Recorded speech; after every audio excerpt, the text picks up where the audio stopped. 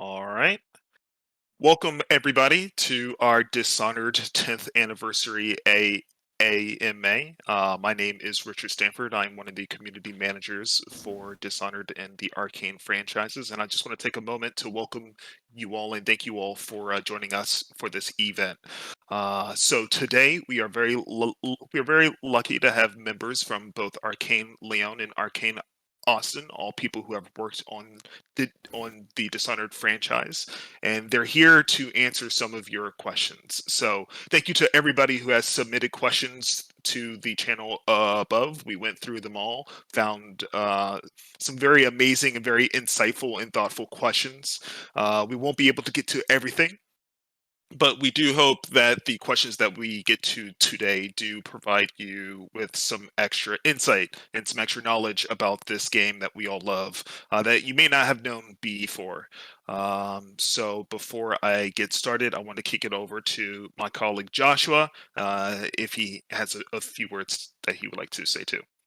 Thanks, Richard. Hey, yeah, this is me. This is Joshua Boyle. I'm a senior community. I'll speak one day, and it'll be a clear, full sentence. Senior community manager at Bethesda, and just really echoing a lot of what Richard said. Like we love the Arkane community so much, and like what you guys have done already, not just in Discord, but of course on Twitter and across everything using Dishonored 10. Like we're so humbled to have everybody obviously that's here, and even people that couldn't be here that are just in a larger community, because we absolutely share your love for all things Dishonored.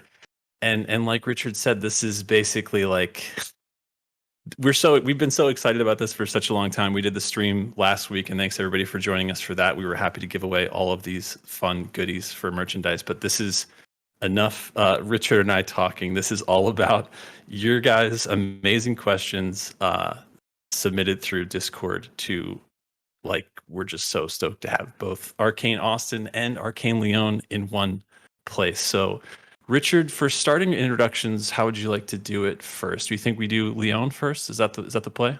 Yes, absolutely. So, Dana, would you mind introducing yourself and telling the community here a little bit about you and what you worked on for the Dishonored franchise? Hi, everyone. I'm Dana. I'm the campaign director at Arkane Lyon, and I got my start at actually Arkane Austin. I just celebrated my 12-year Arkane anniversary like 2 weeks ago. So I began as a level designer. I was at Austin for maybe 5 or 6 months before moving to Lyon, but I worked on Dishonored 1 on the Flooded District.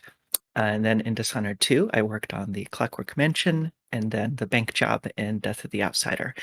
I did, I mean, we're here to talk about Dishonored, but I did level design for Alexis Dorsey's mansion on Deathloop, and then moved on to campaign design for that project. Happy to be here. Thank you for joining us. Jean-Luc? Yes, I'm Jean-Luc Monnet. Hello, everybody. I'm art director assistant and lead concept artist at Arkane since 16 years, and I worked on a bunch of projects before working on Dishonored, but on Dishonored what I did a lot of stuffs. I did a lot of concepts of designs, the mask, the weapons, and a lot of things, and on Dishonored 2 as well. And I'm happy to be there, and thank you for the support. Really appreciate. Thank you. Let's move on over to Arkane Austin, Ricardo. Hey everybody, this is Ricardo Bear. I am the creative director at Arkane Austin. And like Dana, I started at Arkane probably, I think a little over 12 years ago. I think we started around pretty close to the same time. But I worked on Dishonored 1 on various levels there. And then I was creative director on the DLCs, the Knife of Dunwall and the Brigmore Witches. And then I went on to work on Prey while the Lyon team worked on the marvelous Dishonored 2. And now I'm working on Redfall. Thanks. Steve? Hi, everybody. I'm Steve, and I too have been here, I think 12 years. The pandemic kind of messes with my sense of time. You started 1 week after me, Steve. Okay, well there you go then. Now I know. And I worked on the initial Dishonored 1 and then the DLCs that came afterward, doing level design and story. I'm a senior designer here, by the way, and mainly operated stuff in the Hound Pits pub, and then moved on to Prey while a bunch of other folks were working on Dishonored 2 over in Lyon, and now on Redfall.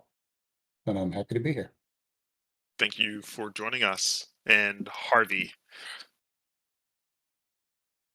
Hey everybody. Yeah, so I guess I've been here 15 years now. I have worked in both studios also. I started in Austin, then I went to Lyon for 4 years for Dishonored 2, and then I came back here for Redfall. Arkane is an absolute blessing in my life. I never expected to stay at a place 15 years. Prior to this, I think the longest I'd been at any video game studio was like 6 years. And that seemed long. And now I look up and I'm like, my God, we've all been working together for so long.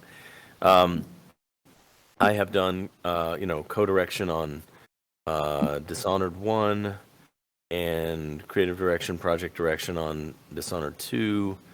And now I'm studio director of Austin for Redfall. And all the amazing DLCs along the way. Life at Dunwall, Brigmore Witches, Death of the Outsider.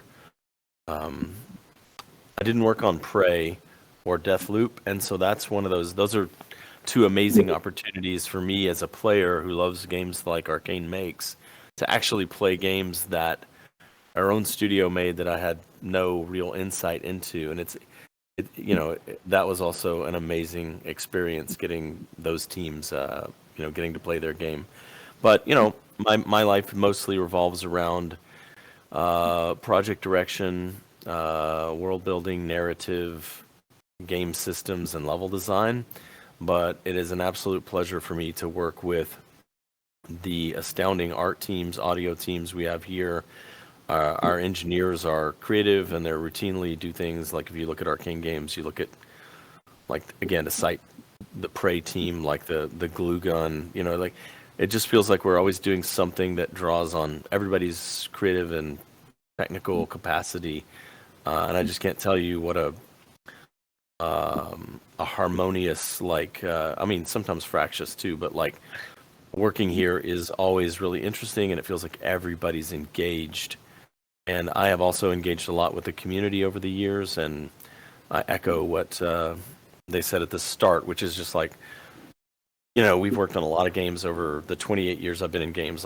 Ricardo and I worked on the original Deus Ex, for instance, and so we've seen strong communities, but the support that Arkane has felt, it just trumps anything that I've experienced before.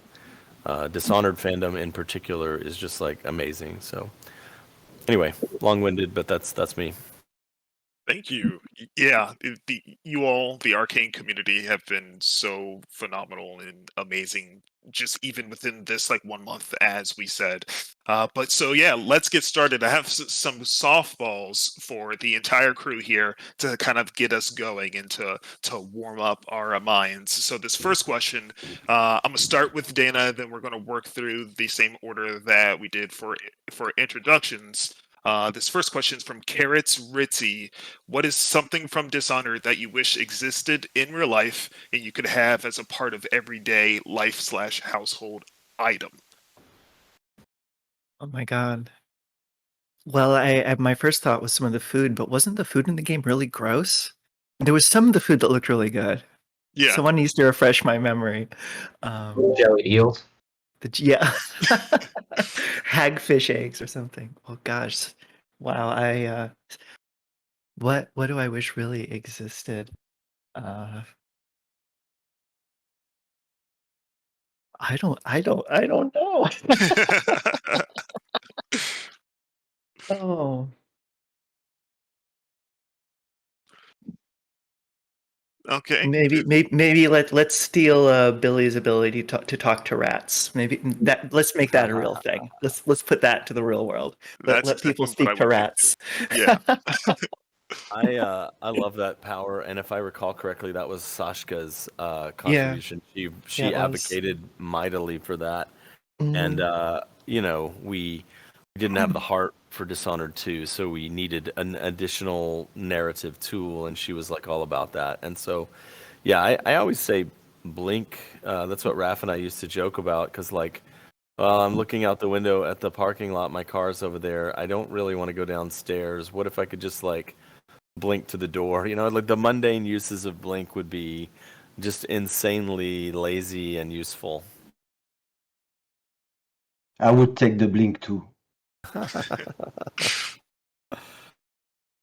Yeah, I think I would probably take possession just so I could walk around in Jean-Luc's body and be cool for a day. It feels like with the powers, there's a lot of cool ones to have, but there's not a whole lot of objects in the Dishonored setting that would make today's world a better place. Everything's from blowing things up, poisoning, you know. 'Cause I try to think of things I would like to have and to use, but they're all really dangerous. Like leaving spring razors all over the office. Exactly. Ricardo, is there an object that you would like to bring or Yeah, a power? I was racking my brains trying to think of something that wasn't a power, but like it's all just terrible. What about those apricot tartlets? Those look good. Right, yeah. Okay, you know what? These things actually do exist in real life because we made them for a press event. But the masks from the Lady Boyle party, if that was the Oh, right. Yeah. like it's almost Halloween, and if people wore those kinds of masks, that would be cool. So, like bringing back the masked galas and like those events. Yeah, exactly. That's the only thing I could think of that wouldn't just be an absolute like Nightmare. horrible thing to bring into the world. Some of those masks were kind of nightmarish, though. That's true. That's true. But they'd be totally appropriate for Halloween. We're going to transition to the next question, but I feel like it has to be said too that what a clever idea to be like, how do we get Corvo wearing this mask, looking as intimidating as he does, into this place to make it look like he fits completely in? Like that was genius. All right. This question is from either Lewis or Louis, I guess, depending on what region this user comes from. But the question is, and this is one of our favorites because hearing devs talk about people getting into dev is like a love language for a lot of us. But the question from Louis or Lewis is as follows. Is there any advice you'd give to developers looking to make immersive sim style games? And Dana, we'll start with you. Wow. Maybe start with something easier first. I don't know. It is A lot of coffee. Yeah, Ooh, that's a good. lot of coffee. I guess my advice would be very focused on the number of things you want your game to do well. Don't try to make it do everything all at once. Mhm. Just decide, this is a game, this is an immersive sim, but the things I'm going to simulate are these three things, and wrap your game around that. I think otherwise you just overwhelm yourself with it, and try not to think of it in terms of these are the immersive sim tropes. So now I have this checklist of 18 items that my game needs to have to be an immersive sim. Throw the list away. Don't do that. Think about systemic gameplay. Think about emergent gameplay. Think about like, this is a verb I'm giving the player that they can use in contexts that I'm going to try to create scenarios for, but they can use it in surprising ways, and just don't go overboard. Or if you want to keep your mind intact, start with a small scope. Don't try to necessarily copy other immersive sims verbatim. Don't think you need a hacking minigame. You don't need keypads. You don't need all this stuff. Just go where your heart is taking you. Yeah, just to echo what she's saying, never like do an immersive sim game with like two main protagonists and like 30 powers or whatever, and two settings, because that would be insane. That would just kill your team. So don't do that. I think practically speaking, Dana's answer was awesome. I would also say, um, you know, I'm a big believer in playing all the prior works that exist in a given space, even the adjacent ones. Um, and there are a lot of people from this community who have given talks at GDC and such. Like Dana just organized one at GDC that like a few of us participated in. I've given talks in the past, and it comes from a certain perspective, like guided by what kind of experience you want to give the player. Enough sort of systemic tools and advance information so they can formulate plans and improvise stratagems that work out because everything's consistently simulated or whatever, and the whole thing is baked and painted in lore so that you feel this real strong sense of place and who lives there and what was happening 5 minutes before you got there, you know. So part of it is just adopting those values, and part of that is playing the prior works and all that. So, but yeah, especially if you're indie, the best possible thing you could do is just narrow it down. What is this game doing that every other game doesn't do? What's unique about this one? And focus on that. Yeah, great answers. Yeah, a thing that's helped me a lot, like, and really, I kind of reference this every day. It's like a post-it note stuck on the inside of my skull. And I think Ricardo said it once was like trying to figure out what to do isn't fun, but figuring out how to do it is fun, or something like that. And I'm butchering the quote. And so kind of at every turn, I try to think of like, can the player figure out how to get this objective done, and do they understand the objective clearly? And if those two things are true, then I'm okay to just move on and see how it goes. But if the objective is blurry, or God forbid, I make a very specific way to complete the objective, then that's not going to work. And I just kind of practice that in every decision, in every step, and then it kind of turns into an immersive sim, One of our guiding principles in Deathloop was always make sure the player knows what their goal is, and that's the point where they feel free to not do it. I love that. That's great. And these are great answers. Jean-Luc, is coffee really like is that the kind of beginning and final answer? I mean, it's a great one.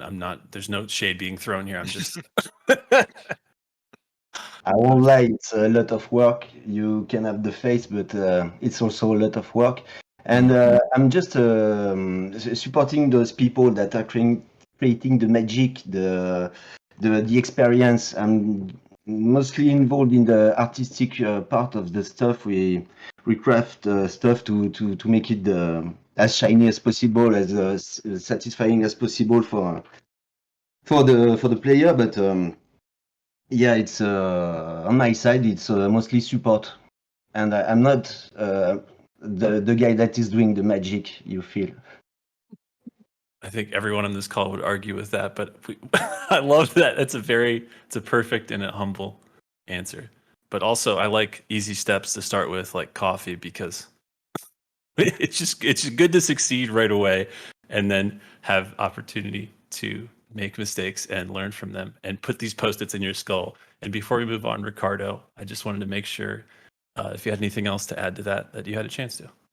Nope. I think everyone else was so perfect. I can't possibly improve upon it. Let's get more questions. Let's do it. Absolutely. Well, this is actually a perfect transition because we're actually going to talk about the magic that you, Jean-Luc, and our team do with Dishonored as a franchise. So we have some questions that we would like to start with you. The first question is from Salty, and Salty says, Dishonored has a very unique and beautiful looking, sounding, and feeling world. So they were wondering what media, art, or other sources do you look to for inspiration when creating art in the Dishonored world? And so as it requires to create a world, And in this world, we had a city, so we were like, who is the city? The city is a character, and from this point, we have some characters in the city, but we need to know who is the city. So we had to put a name on the city. So Ralph and Harvey came with the name Dunwall, and it was okay. So okay, it's Dunwall, okay, but we are going to base it on, and we worked on Victor Antonov too. So. And the start pitch was in 1666, the plague in London. So okay, London. Let's see what London is.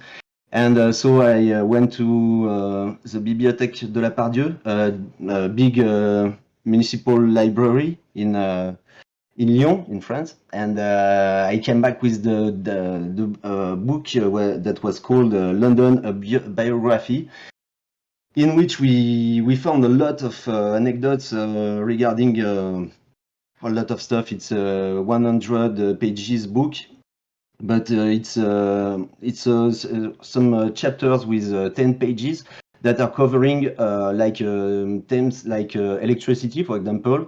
So in 10 pages, you have the electricity in London from the beginning to the end. And that's a part of the thing that we are studying this, and we went to London with Seb, the art director, and Victor Antonov, to take pictures, to smell the odor. Sorry, I'm French. No worries. Yeah. Not that easy, and to hear sounds, to see the chaotic urban stuff in the town. And we learned that it was the period of the Renaissance at this time, and Renaissance is the enemy of the video games, because there's a lot of dresses, a lot of lace, and a lot of layers of clothes, and regarding animation and stuff like this. At that point, it's okay, you want dresses? Okay, let's do dresses, but you won't have game. So let's do a game. So okay, get rid of the dresses, and so we had to switch to trousers.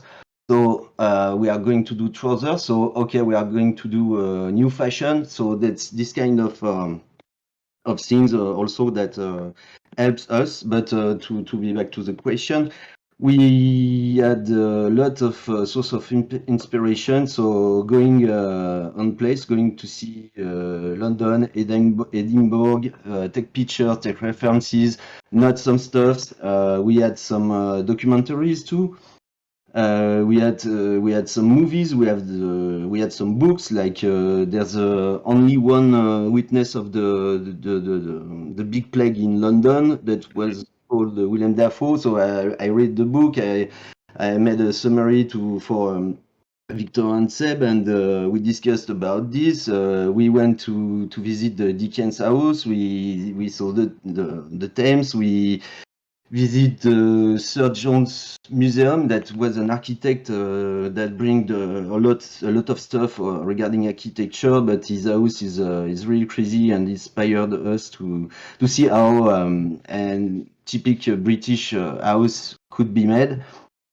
And we had some also at the Bibliothèque de la Pardieu. I found some old painters, forgotten painters catalogs, and bring back to Seb and Victor. And okay, that's cool, let's go with it. And yes, so I would say there's a lot of things around that inspires us. Yeah, so it sounds like you all took a lot of inspiration from like the real world beauty and of London, and the different kind of places and buildings there, as well as kind of a lot of the scarier parts of living in a very compact city during specific time frames. Yeah, we went to. Sorry. No, go. We went to visit some very small streets in Edinburgh and in London, because we wanted to impact the create emotions for the player that is like evolving in a canyon, that the architecture is superior than him. Sorry, I tell it like it comes, but yes, we observed a lot, and we made some choice using those all those references. We made some choices in this in all those things, and it at the end it comes as solid stuff, because we know that there will be people, but how are they living? They need to eat, but what are they eating? And yes, but where does it come from? And we learned, for example, that during the big plague, aristocrats left London, but then when they were on the countryside, they sent a lot of food to people that were enduring the plague in London. So it was not a arch society per se, but we tried to make it. That's bit, awesome. yeah. Yeah, no. A lot of amazing history can serve, like history serves as inspiration for like so many things. And I think this actually perfectly transitions to our next question, Joshua. Yeah, this one's from Zush13. And the question is, it's a good add-on question because it kind of piggybacks into the last. But the question is, what was the main inspiration for the contrast between dark magic and the steampunk / Victorian setting? As I have something to say regarding steampunk, the word steampunk. Yeah, go for it. I love it. I'm so excited. I felt like it was going to bring out the. Okay, speaking of steampunk, hit it. It's okay. It's perfect. It's perfect. When we saw the first time that somebody said, "Oh, Dishonored is a steampunk game," we said, "Oh yeah, okay, that's cool." But that's a word we never used during the development of Deathloop. Was mostly we said maybe it's the last time we have the opportunity that someone wants us to do a game from Arkane, so let's go. And we had how to say we had this sentence that was okay, this is the plague in 1666 in London, okay, and okay, how are we going to deal with it? And regarding the magic, for us, it was mostly like the Force in Star Wars, and we saw it as a really powerful stuff, but not how to say, a cheesy thing. And maybe we can say that the Delilah, for example, is full of vegetal stuff, etc. And the world is not vegetal world. The regent and the city is full of stone and metal. And I think it's a good contrast to also to blink or have this those abilities to like flying and to be very curvy in your path in a strong square, kind of squarey but arch world. Yeah, I mean, 100%. And it's funny. I like how you mention kind of like Star Wars as the Force of like something that just grounds it and makes it unique. And it's a perfect thing, I think, to use as a comparison in the fact that there's nothing about Dishonored that when you're playing it feels like it's borrowed from anything, which again, kudos to everybody on this call. I don't know how you guys pulled that off, but it is such a cool contrast to have like all of the layers of history and everything else there, but then with such unique parts that are almost like a part of that world, but then so separate from that world with the way that you guys established how the outsider communicates and brands, which again, I feel like just moving this right along, switching Richard into the next one is probably good for this. Yeah, so we want to kind of open this back up to the entire group. And the question is from Moose. And the question, and anybody can start. How much did Dishonored change from its initial pitch to the game that we see today? Yeah. So, before I move on to that one, I also Yeah. want to just add to the last question about contrast because I thought it was really good. We spent a lot of time up front with Rafael Colantonio, the founder of Arkane and co-director of the project and personal friend to a lot of us. But we talked a lot about how the themes of the game were related to like whether you were on the inside or the outside. Like, are you an aristocrat living in the tower, or are you a beggar down in the street with no food, no elixir for the plague? Are you inside the church? Are you outside? Are you inside the community, which is what the Abbey of the Everyman cares about, the family, the community, or are you outside it? Are you an outsider? Corvo, is not from the country of Bristol. He's an outsider in the court, So one of those things was, like, we always try to do some kind of powers in our game anyway, because it really adds to the sort of like play your own way, the flexibility of the play styles and all. But, we wanted the magic to feel wrong, dark, frowned upon, like something outside the norm. And so we're just constantly working with contrast the same way the artists are. You're in a clean area, then you're in a dirty area. You're in a scholarly area, then you're in an area that feels ignorant and juvenile. And so anyway, that was just a good question about contrast, and I wanted to address that. As in terms of how much the game changed, man, every game changes radically.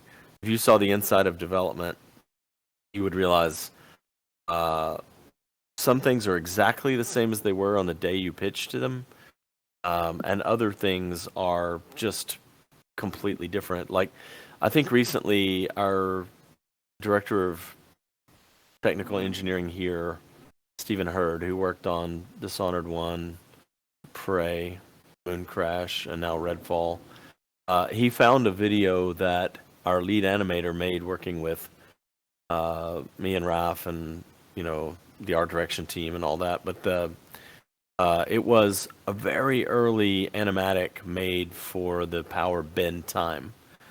And I think we even hijacked sound effects from another game that already existed. And we did the thing where you knock on the door, some guys are inside playing cards, you shatter the door, you stop time, you kill them, and as you interact with them, they move into the advancement of time, but then when you move away from them, they stop again.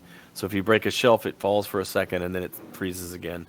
And we did that as an animatic. I think Etienne did it entirely himself. And then Stephen also found, a year later in our vertical slice, when we had actually gotten that power working, and we recreated it in the Unreal Engine. And it was so similar to the original animatic. So there were pieces that stayed very close, and then there were other things that just changed radically. Like Jean-Luc said earlier, we literally started in London, the year 1666, the year of the Great Fire, the last year of the plague, and and by the time we were halfway through the project, we had an epiphany one day. I was like, wow, we're really in our own fantasy universe. We've changed it so many times.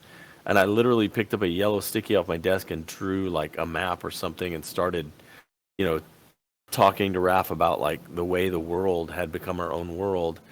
And I think originally we were going to call the city Green Hill. And Anthony Husso, who did the Lady Boyle's Last Party mission, was like, oh, I hate that name. So we changed it to Dunwall.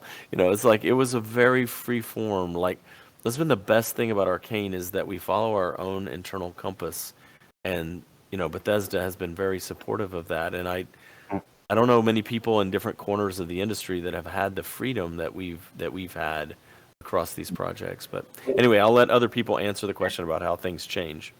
Harvey, if I remember correctly, another thing that started out with the whole London thing was the protagonist. I don't remember if he was named Corvo at that time, but the protagonist was actually more like Dowd initially. He was like the leader of a cult of assassins.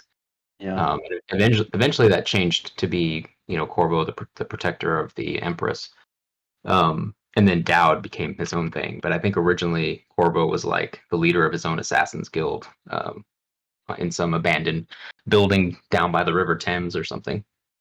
Yeah, this project was originally literally Thief because Eidos was struggling, I think, at the time, and this was before Square acquired them. I think we've talked about this already, so we can talk about it. But we were going to do Thief, and it ended up we didn't get that, so we then had to change everything and made Dishonored instead. But we were already sort of working on the same thing, and we had the idea of this ruined castle in the middle of the Thames, just outside the city, where this sort of cult of magical assassins lived, and they would, get geared up and take a boat into the city and kill some high-profile, corrupt target. And that's what Ricardo's alluding to. The original plot was more like that. And we had a plot line where someone had seized the daughter of the Empress. And I think originally it was literally Dowd's daughter. And anyway, it all changes. All the story changes, the art changes, everything changes, and some pieces of the vision are very pure and some are very flexible. And we were very happy when we settled on, Dunwall, and the bodyguard of the Empress is falsely accused of her murder, and he turns out to be the father of Emily, and all that stuff felt very strong, and it felt right when we finally settled. But that's a team of people. That's a team of, I don't know, we had 20 people in Austin and 50 in Lyon, and it grew from there. And that's a team of people jamming on ideas and going back and forth across art and sound and level design and engineering, every area for 3 or 4 years until you have the final thing. And in a way, it would be good if you took your notebook of all the original secret stuff and burned it, so no one could see anything about the game except the final form. But it turns out, if your game is really popular and people are still talking about it 10 years later, it turns out that people want to know every single detail. What did you have for lunch that day that someone suggested the name Corvo? It's like, it's awesome in a way. Awesome. Anybody else? All right. Well, Joshua, let's move on to the next question.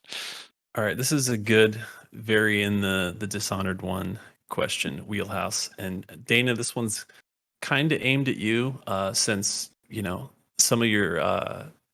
Everybody obviously can answer, but I feel like when it comes to the kind of narrative team stuff, like I know you're such a good teller of the story. So the question comes from Andre Magnus, and the question is, how did the team developing Dishonored 1 coordinate lore and world consistency, and in the end managed to create such a cohesive story and world without a dedicated narrative design team? And I know, again, this is also, we're talking a little bit about history of 10 years ago versus now, of how teams have changed and stuff, but what's your kind of take on that, Dana? We're curious. I saw this question the other day, and I was thinking about how to answer it, and I actually workshopped my answer with Arkane Lyon's story director, Alex Gokul, and what I came up with was, it kind of felt like the level designers are all players in an RPG, and Harvey and Raph were the game masters. And and this is the type of game where, if you're a player and you write this character's backstory, that's it. That's the character's backstory. That's what you're getting. And the maps were our characters. So for the way it kind of evolved was, I have all of these ideas for the flooded district that I'm really excited about and I'm in love with, and all the other level designers are doing that too. And our directors and my predecessor, Christophe Carrier, was also one of the game masters here, where they try to just take all these crazy ideas the level designers are coming up with and figure out, okay, how do we make all this work?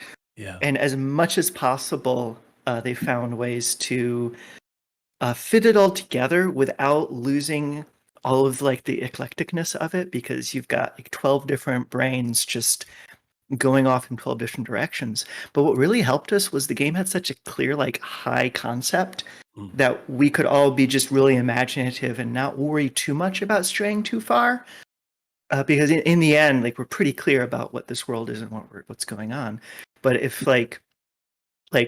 and this goes beyond level designers too, because I know that a lot of the lore books were written by Dinga Bakaba, who's now the studio head in Lyon, and he could just like start writing lore books, and they worked in the universe because we were all just really clear on what it was, and we were given a lot of freedom, and we had really good game masters who could take all that and go, okay, let's change these 3 words to make this fit here, and now that's the story. You've just invented a new island, that kind of thing.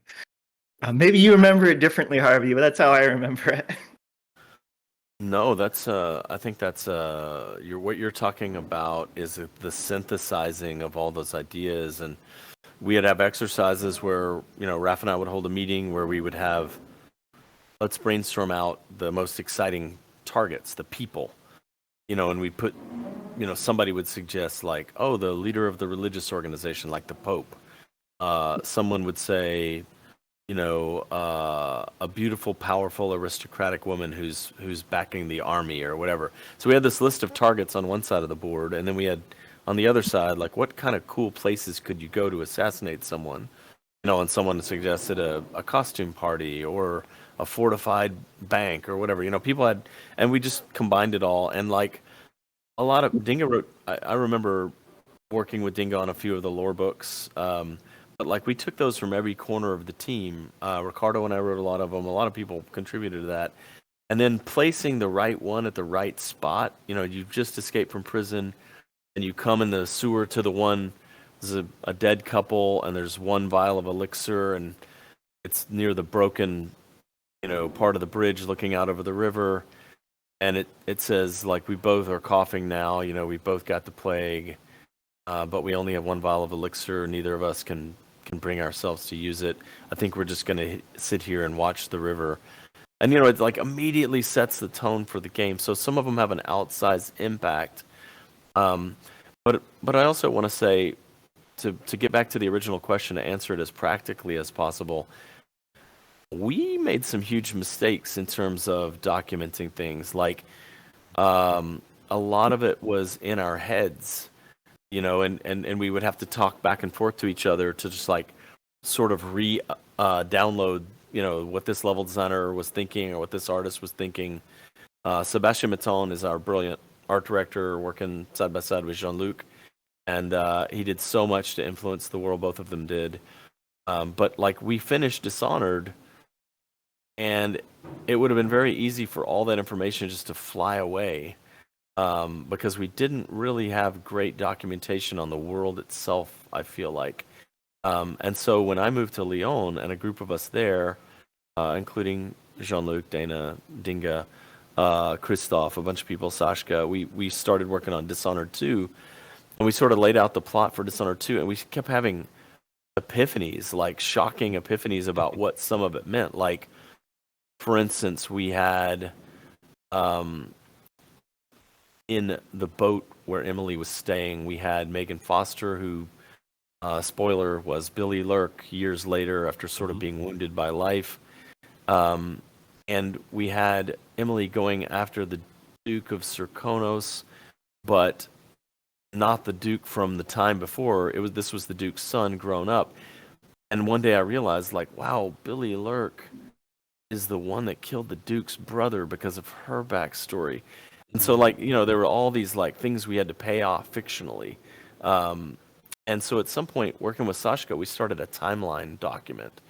It was a big Excel chart, and we kept surprising ourselves because as we added things, we had to get it all straight, right? It was like, if you talk to people who work on, or if you listen to what they say, the people working on a long running show like Star Trek or Doctor Who or something, like, there's an insane need to keep up and have a lore master. Like, imagine working on the Lord of the Rings movies. Like, like there's just so much information about when so-and-so was born, and it's detailed to a crazy degree.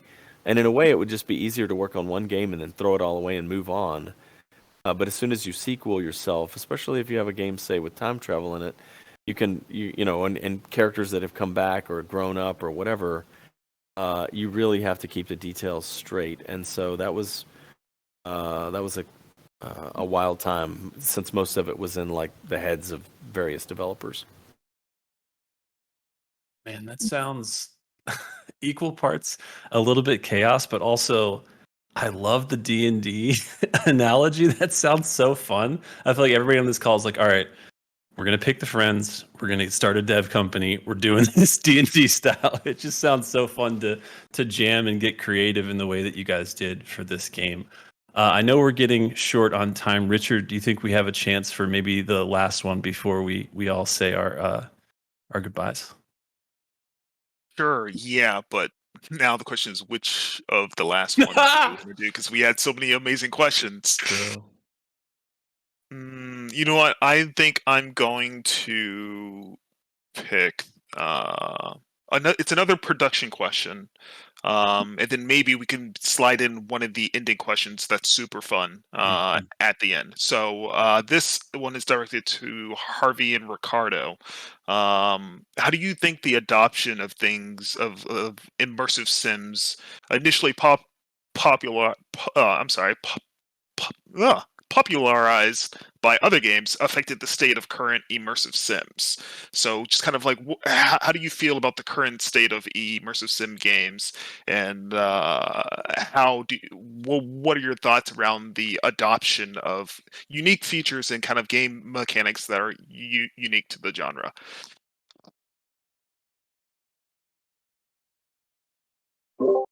I was hoping Harvey was going to jump in on that first. I've talked a lot, so I was hoping Ricardo would jump in.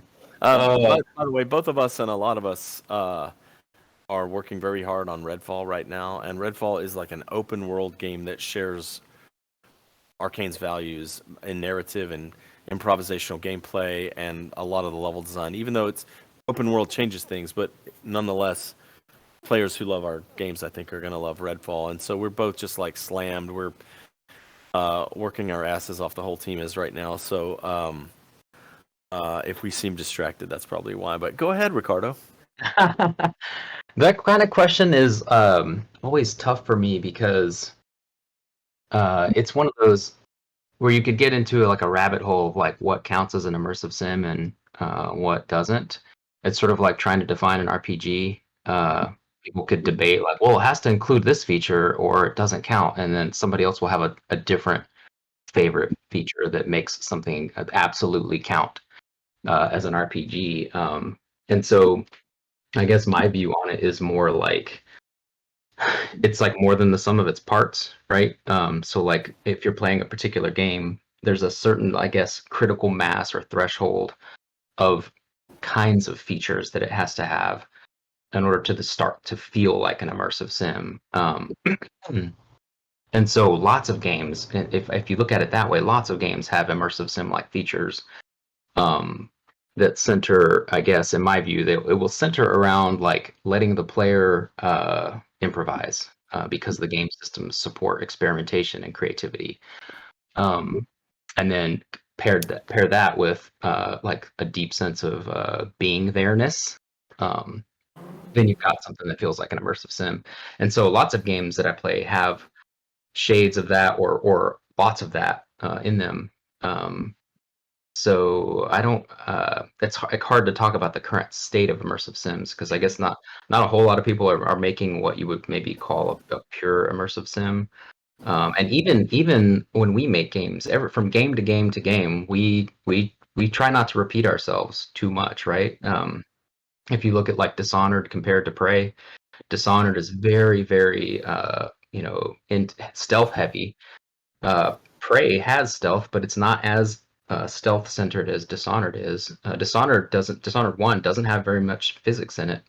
Prey has tons of physics, but they're both what I would call immersive sims or immersive sims like games. And then in Mooncrash we added roguelike or roguelite elements, and now we're trying to do the same thing with Redfall by saying, well, what are the core features we love, like letting players be creative and deep world building? What if we mixed open world and multiplayer into that? What does that do to the kind of games that we love? So it's a little rambly, but I don't know if I'm really getting at the heart of the question there. But I think that's a great answer, Ricardo. And I just wanted to add briefly, the 4 years I was in Lyon, I worked with the other guys, and I miss them all so much. I miss the restaurants in the city. But one of my favorite things about that experience was I worked very closely with Dinga. We had worked together on Dishonored 1. Dinga did a lot of the powers and combat stuff. It was a very good game systems designer, but like on Dishonored 2, he stepped up into a much more important role. But just socially speaking, many times we'd go to lunch or we'd walk through the city, and Dinga and I would spend a lot of time talking about what is an immersive sim. You know, why do you think Far Cry 2 is like adjacent to immersive sims? Like he had his own weird versions of what counted. What do you do with your game if this is your genre? If a lot of the other games in the industry have absorbed the elements that define that genre, how do you differentiate? What is the defining thing? What can you distill it down to? If you only did the minimum, what would it take to make these games that we love so much? But so I feel like Dinga would have a great answer too. But Ricardo's was good. So yeah, it's a thoughtful question. Awesome. Thank you. And with our final minutes, I'm going to ask one last question for the entire group. Do you have a story or any kind of favorite cut power, NPC, or enemy? Okay, I have to jump in really quick on this one. To tell the tale of the rat ball. And I'm sad that Susan is not here to hear this. We constantly joke about this every time we debate about features being cut or included in things.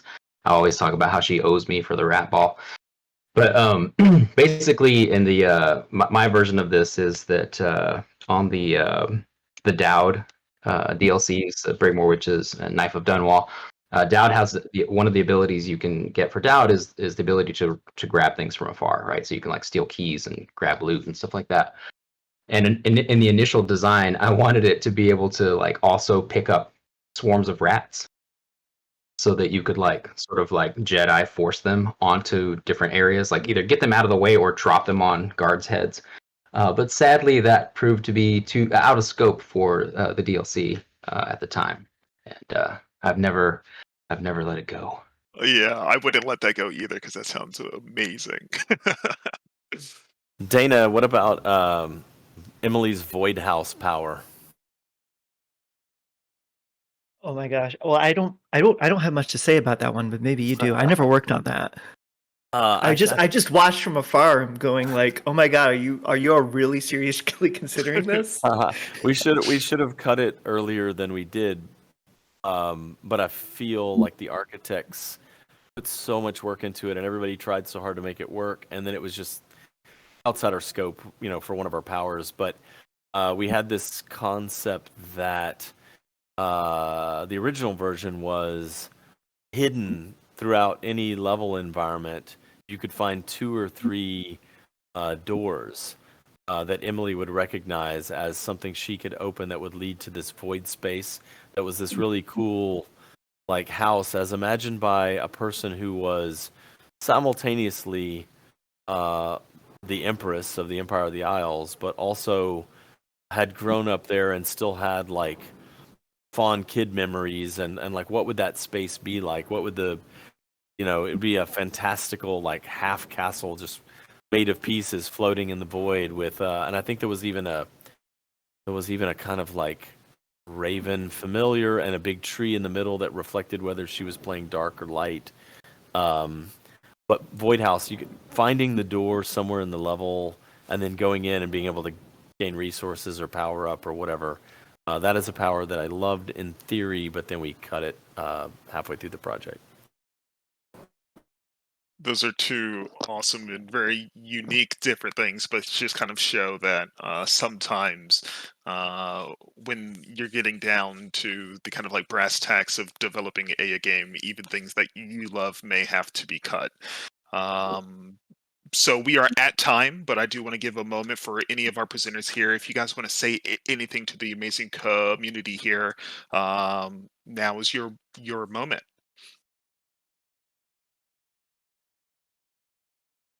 I'd just like to say that I really, really appreciate the Arkane fan base.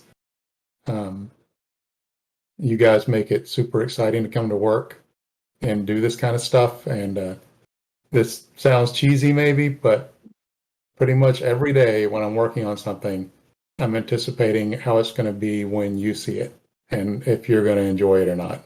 So thank you all for being here and backing us up.